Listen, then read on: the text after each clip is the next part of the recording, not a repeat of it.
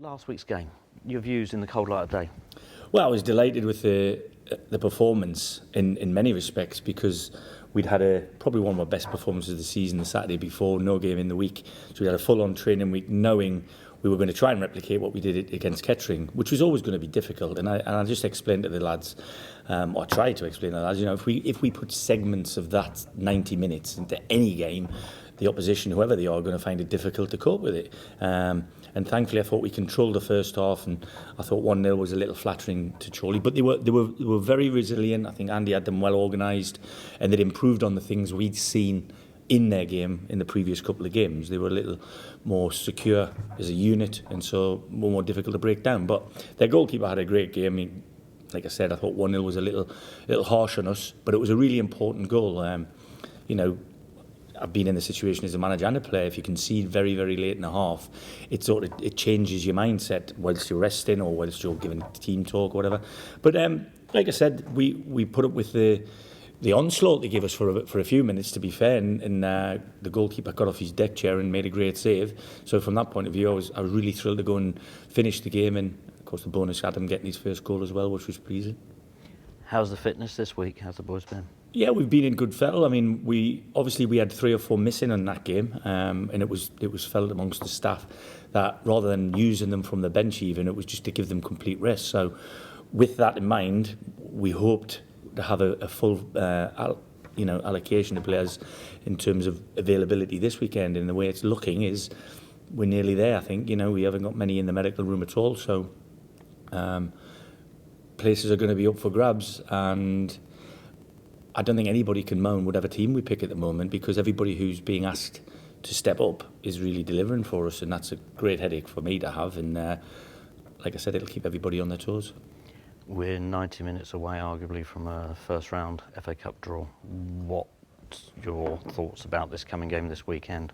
Well, first and foremost, so are Ashington, and they've won more games in this competition than we probably won in the league, to be honest with you. So from that point of view, the team we're facing are no mugs. They're an experienced bunch of guys. They're from a part of the country I know really well. I know how you're made up there, and everybody's passionate about their football. So I keep urging everybody to keep coming through the turnstiles at the Walks, because I'm telling you, Ashington will bring people down, and they'll be vociferous, they'll be loud, they'll enjoy their day. What we can't allow them is come here and do what they've done to other teams that have been from levels above them, or more than one or 2 levels above them. So listen, we're undoubted favourites, I get that, but like I said, they're no mugs. Ian and his staff have done a fantastic job to date, and they'll be looking at it, trying to get another scalp. So I'm not looking forward to the draw. I don't look forward to the draw until 5 o'clock if we're in it. My only message to the players all week has been, we want to be in the hat. That's it. Let's go, treat the opposition exactly as what they are. They're the next hurdle in front of us, albeit in a different competition this week. And if we can get over this hurdle, then we look at what's apparent in the next. You've mentioned about the fans coming back in now. The club are putting on a special event on the 21st of October. Can you tell me the rationale and the thinking behind that? Well, I had a letter from a fan of many, many years asking if there was ever a chance that the fans could sort of get in front of us as a staff and management and ask us some questions. I think things obviously from the outside must look different from the moment we walked in the door.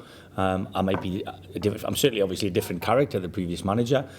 Whether I play the football differently, we're certainly getting better results than they did at the end of his tenure. But that's something that we're happy to discuss and have a chat with. As long as they don't get too personal with their questions, I think Hugo, Mark, and I'll be very accommodating. So it's a great opportunity for them to come in and get to meet us, actually, because they sing our names readily enough and give some of us compliments and some of us abuse, which is great.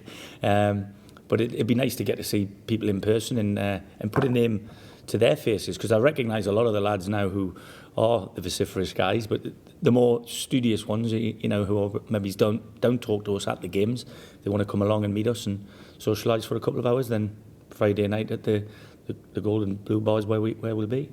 Do you see this becoming a regular feature? I've got no problem if there's a need for it. If I tell them enough, this time I'm not a politician, I won't hide, I'll answer the questions and I'll give them as honest an answer as I can as to if it's in my remit, but I can only answer questions about what I can control. So from that point of view, we'll be honest and open. You know, we've got nothing to hide. We're not doing anything radically new. We're just doing things correct, I believe. And the results of that, or at this moment in time, touch wood, are emanating into results on the pitch.